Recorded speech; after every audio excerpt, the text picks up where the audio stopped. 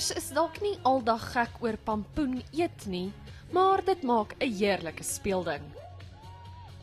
Vandag se Goliat van Gatwenner was 'n gesin se spanpoging en het 'n allemintige 388 kg geweeg. Dis nie te ver weg nie van die Suid-Afrikaanse rekord wat meer as 'n half ton weeg nie. En die grootste pampoen ter wêreld was swaarder as 1000 kg. Die Billy kan selfs dien as heel gemaklike sitkamerbank. Marita, ons sit hier op jou reuse pampoen. Hoe kweek 'n mens so ding? Kyk, ek weet nie hoe hy kweek, maar ons het wat instruksies geneem van Hugo, so ons het al die verwerk gedoen, hy het die instruksies gegee.